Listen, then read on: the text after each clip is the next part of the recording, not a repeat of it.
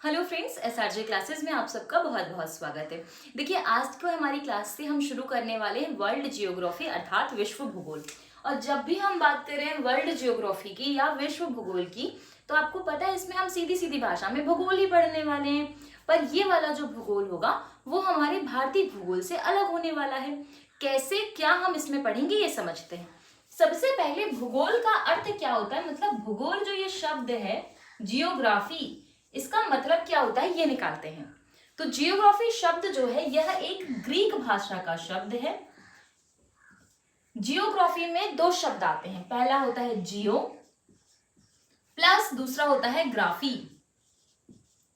ये जो जियो लिखा है ना, जियो का मतलब है भू, भू मतलब पृथ्वी, भू मतलब पृथ्वी, और ग्राफी का मतलब है वर्णन।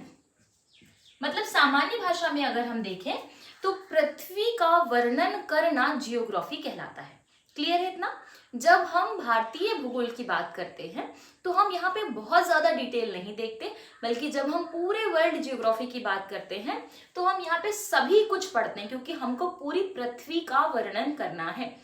पृथ्वी का मतलब नदियां, पर्वत, पहाड़, हिमालय, मैदान, पठार नहीं है, बल्कि पृथ्वी का मतलब बहुत बड़ा है। क्या होता है पृथ्वी? देखिए, पृथ्वी के अध्ययन की अगर हम बात करेंगे तो पृथ्वी को सबसे पहले आपको तीन भागों में बांटना होगा।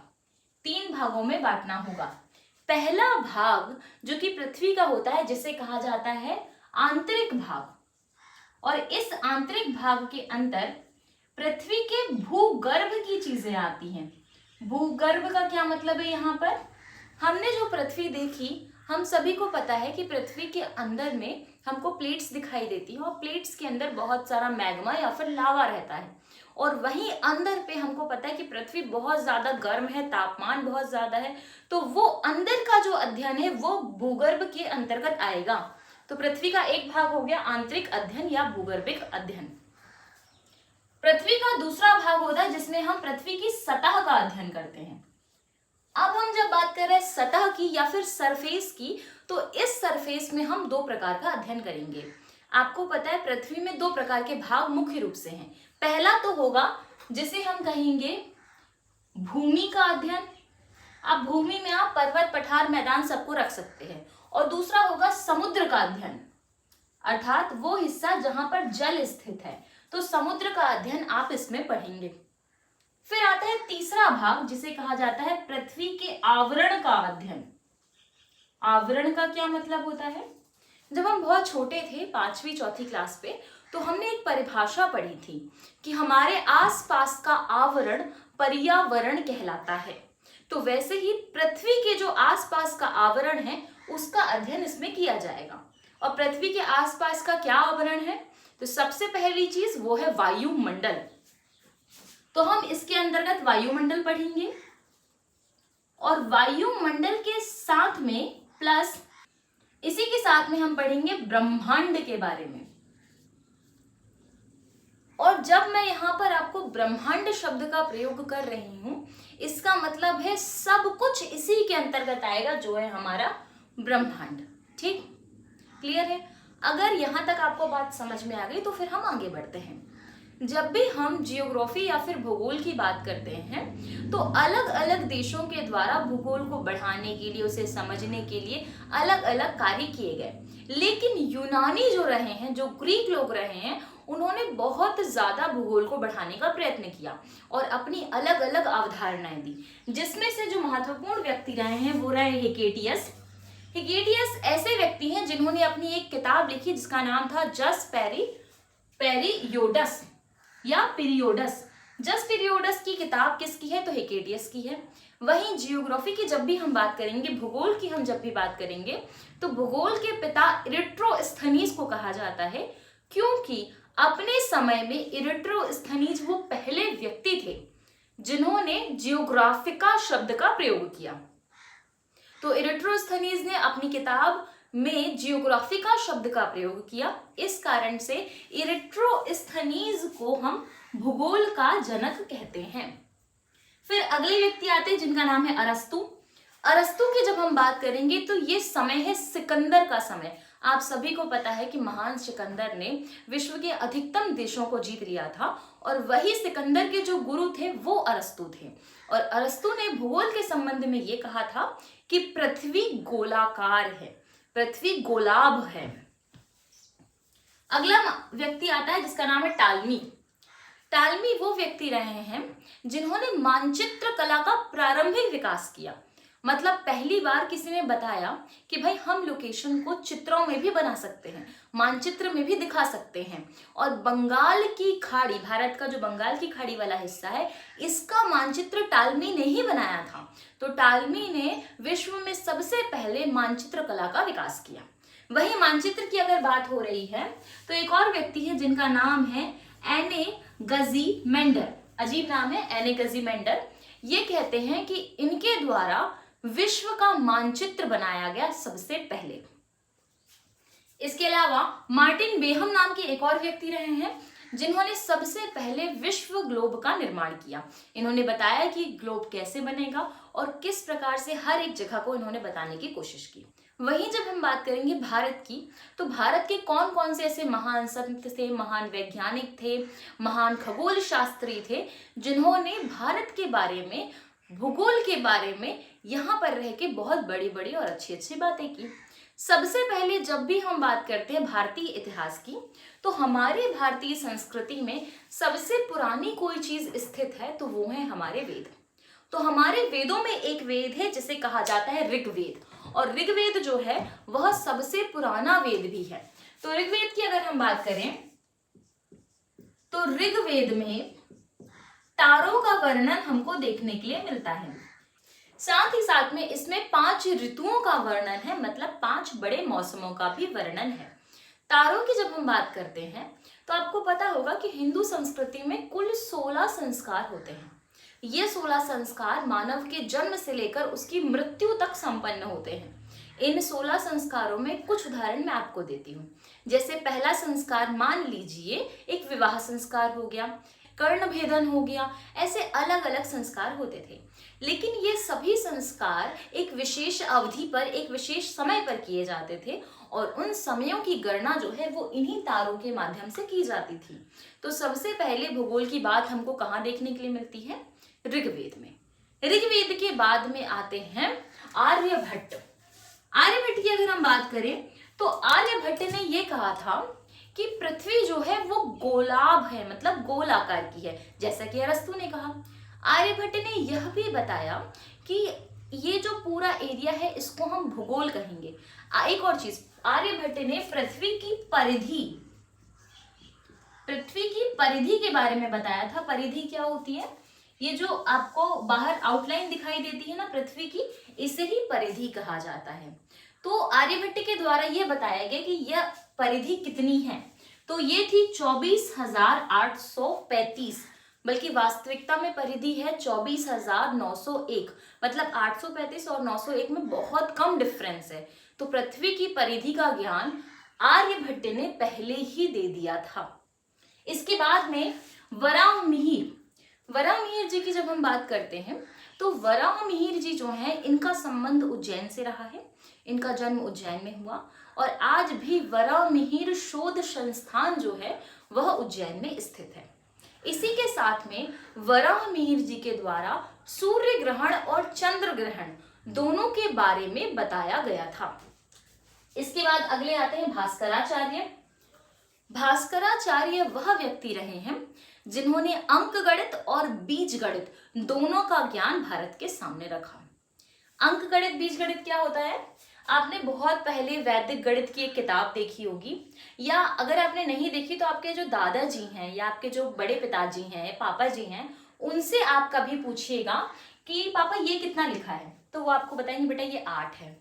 अगर आप उनसे पूछेंगे पापा ये कितना लिखा है, तो बताएंगे कि बेटा ये 9 है। जब आप उससे पूछेंगे पापा ये कितना लिखा है, तो बताएंगे कि बेटा 7 है।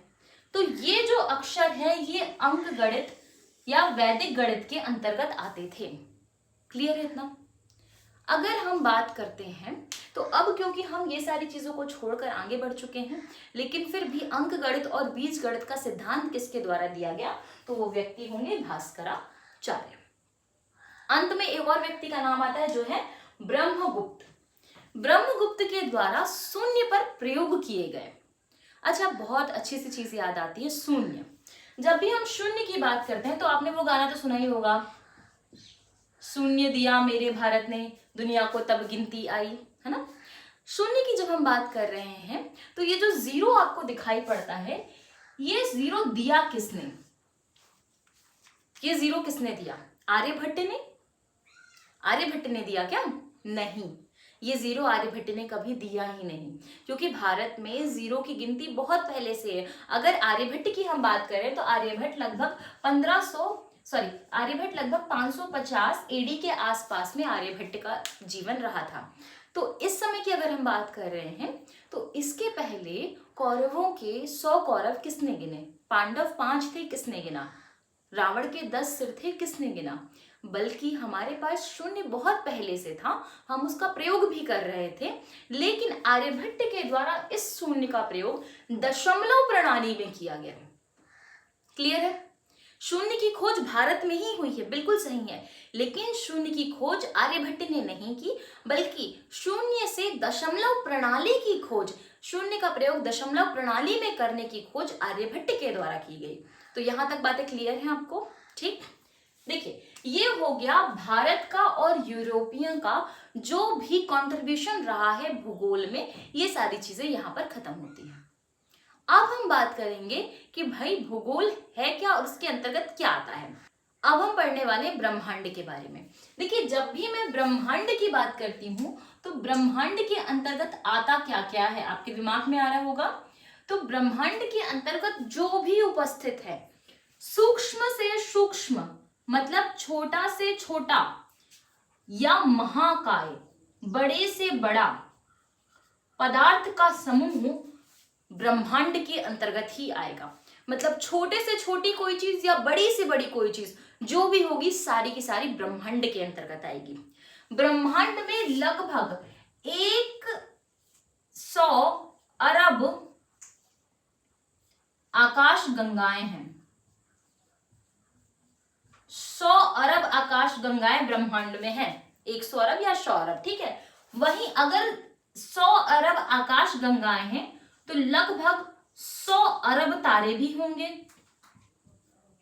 ठीक, अगर 100 अरब आकाश गंगाएं हैं तो 100 अरब तारे भी होंगे।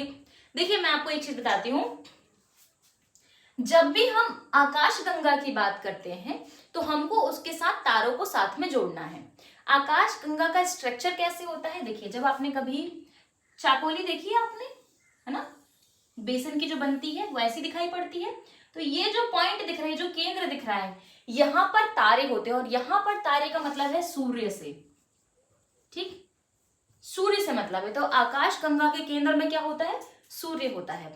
और इसी के बाद में आपको बहुत सारे ग्रह दिखाई पड़ते हैं, जिन सबको हम साथ में सौरमंडल कहते हैं।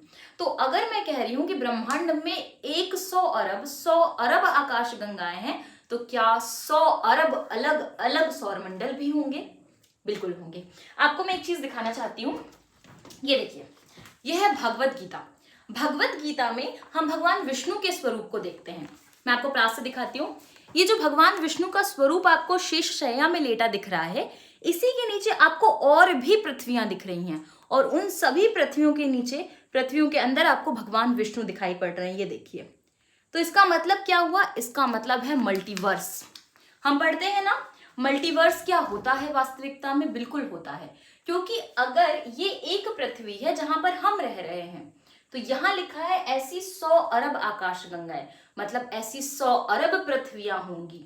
जरूरी है हर जगह जीवन हो, और जरूरी नहीं भी है कि हर जगह जीवन हो, पर संभावनाएं बहुत सारी हैं। तो आपको समझ में आ गया कि हमारा ब्रह्मांड कितना बड़ा है और हम इसके कितने छोटे से तिनके हैं, हमारा कितना कम अस्तित्व है। तो जो है उसे बेहतर बनाइए। ठीक, आगे बढ़ते हैं।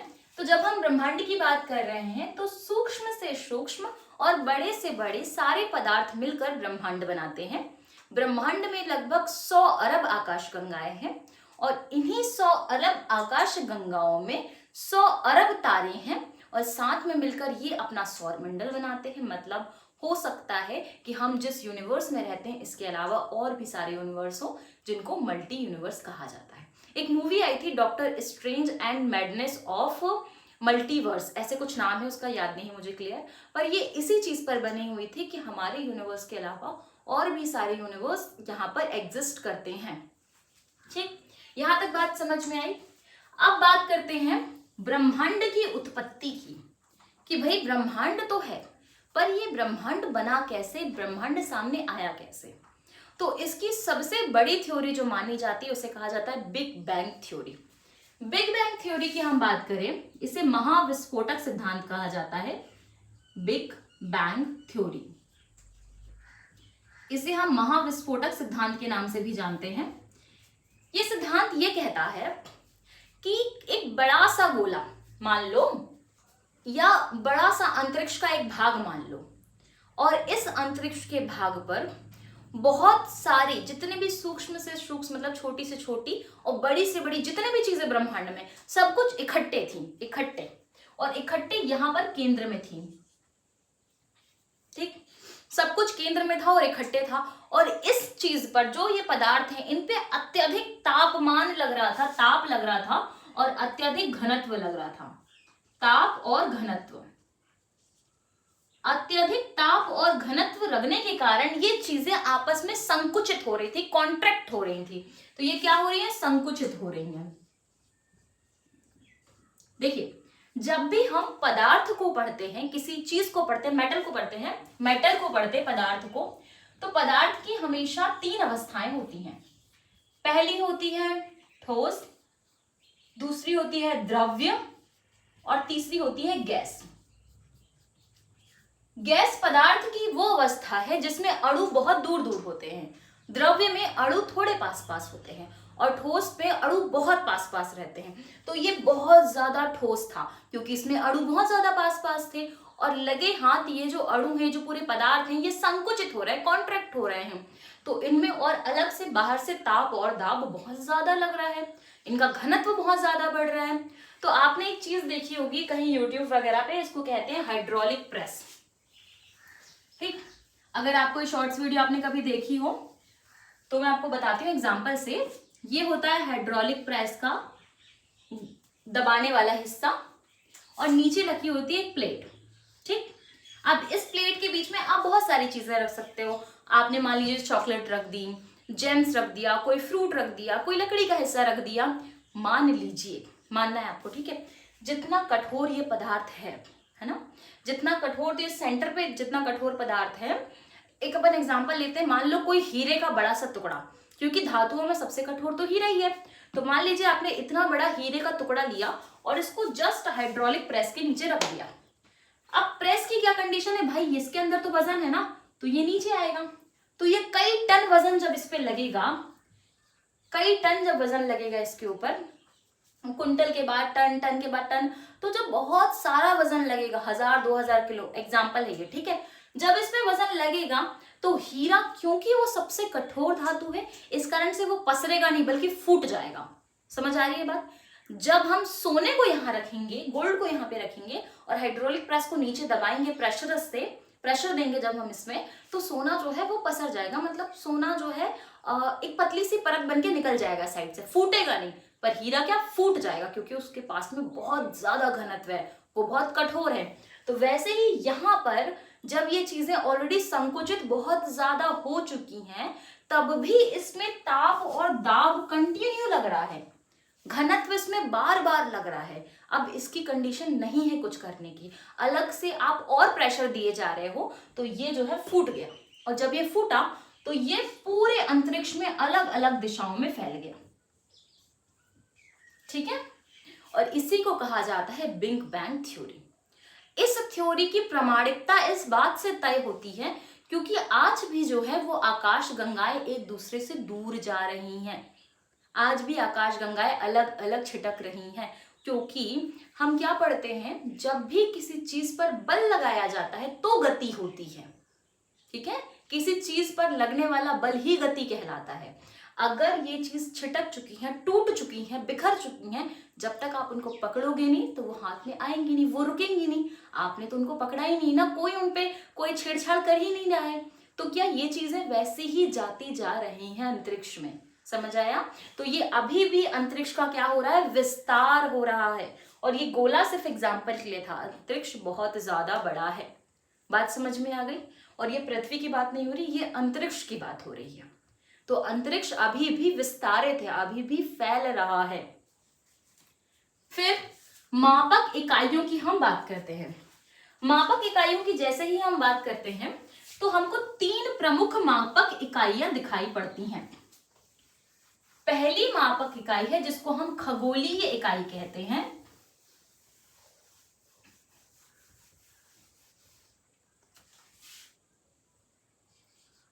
खगोलीय इकाई। दूसरा है प्रकाश वर्ष, जिसे लाइट ईयर कहा जाता है। और तीसरा है पारसेक।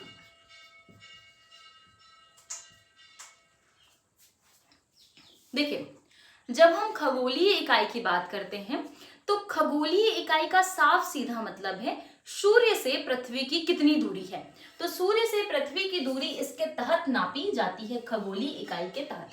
ठीक। फिर आता है प्रकाश वर्ष। प्रकाश वर्ष का मतलब है कि एक वर्ष में प्रकाश ने कितने किलोमीटर अपनी गति की। और तीसरा है पारसेक। पारसेक का मतलब होता है, एक पारसेक बराबर होता है 3.26 प्रकाश वर्ष। ठीक, लाइट ईयर।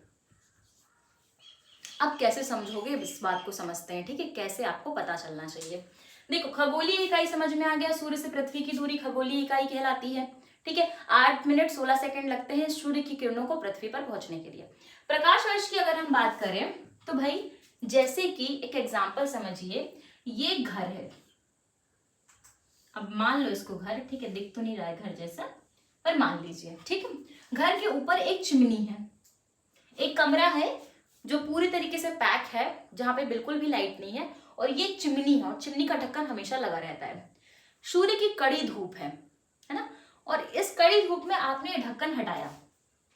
ठीक, और आपने देखा 1 सेकंड के अंदर या 1 सेकंड से भी कम समय में प्रकाश जो है वह यहां से गति करके यहां पहुंच गया। ठीक है, यहां से गति करके यहां पहुंच गया।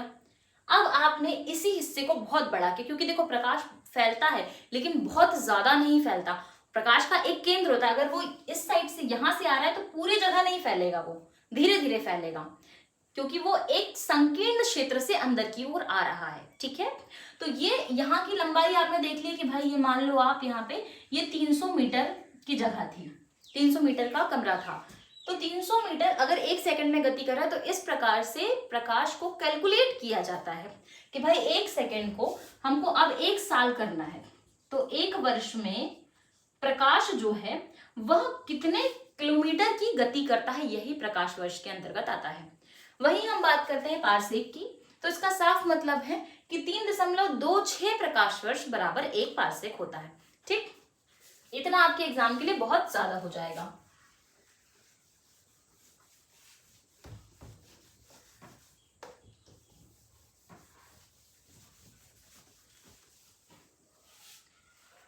आकाश गंगा। जब मैं बात कर रही हूं आकाश गंगा की, आकाश गंगा, आकाश गंगा को कहा जाता है गैलेक्सी।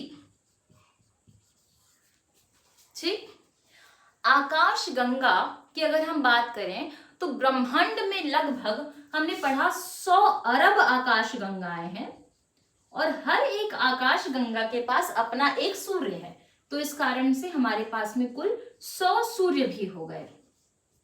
ठीक, जब आकाश गंगा की बात होती है तो मुख्य रूप से जो आकाश गंगाएं होती हैं वो सर्पीलाकार होती हैं। सर्पीलाकार, सर्पीलाकार मतलब चाकोली, ऐसे देखिए ना, चाकोली बेसन की बनती है जो, है ना, इस आकार की। लगभग 80% जो आकाश गंगाएं होती हैं वो सर्पीलाकार होती हैं। ठीक, बाकी दीर्घ वृत्ताकार, दीर्घ वृत्ताकार अनियमित आकाश गंगाएं भी पाई जाती हैं। आकाश गंगाओं के 3 प्रकार होते हैं, पहला सर्पीलाकार, दूसरा दीर्घ वृत्ताकार और तीसरा अनियमित। दीर्घवृत्ताकार लगभग 17% पाई जाती है और 3% अनियमित आकाशगंगाएं पाई जाती हैं। ठीक। सर्पिलाकार 80%। दीर्घवृत्ताकार क्या होता है? देखो कि ये मानो आप, ये एक पॉइंट है ना, जहां पे आकाशगंगा के सारे पदार्थ, जो भी ग्रह, सूर्य होते हैं, सब कुछ इकट्ठा बैठे हुए हैं, है ना। लेकिन इस आकाशगंगा का जो प्रकाश है वो बाहर की ओर निकल रहा है, बाहर की ओर निकल रहा है, पर बाहर कोई आउटलाइन नहीं है, बाहर कोई गोला नहीं है कि प्रकाश जो है एक जगह पर स्थित नहीं है। पदार्थ जहां पर है वहां से प्रकाश बाहर की ओर जा रहा है, एक दीर्घवृत्त, एक बड़े गोले के जैसा दिखाई पड़ रही है। ऐसी गैलेक्सी को दीर्घवृत्ताकार गैलेक्सी कहा जाता है। और अनियमित, सीधी सिंपल बात है, गैलेक्सी का कोई स्वरूप नहीं है, गैलेक्सी का एक प्रॉपर आकार नहीं है, वो बहुत इनरेगुलर है, तो ऐसी गैलेक्सी को अनियमित गैलेक्सी कहा जाता है। बात करेंगे हमारी गैलेक्सी की, तो हमारी गैलेक्सी का नाम है मिल्की वे, जिसे दुग्ध मेखला भी कहा जाता है। दुग्ध मेखला, जिस गैलेक्सी में हम रहते हैं उसे दुग्ध मेखला कहा जाता है। अगर हम गैलेक्सी के स्ट्रक्चर की बात करें कि भाई हमारी गैलेक्सी का स्ट्रक्चर किस प्रकार का है, तो सबसे पहले आपको ये समझना पड़ेगा। देखिए, सबसे पहले ये मान लीजिए हमारी गैलेक्सी है और ये हमारी गैलेक्सी की अलग अलग परिधियां हैं। ठीक, तो हमने देखा कि हमारी गैलेक्सी के बीच वाले हिस्से में सूर्य रहता है। इस हिस्से में एक और बात, हमारी गैलेक्सी के केंद्र से 25,000 प्रकाश वर्ष दूर सूर्य स्थित है।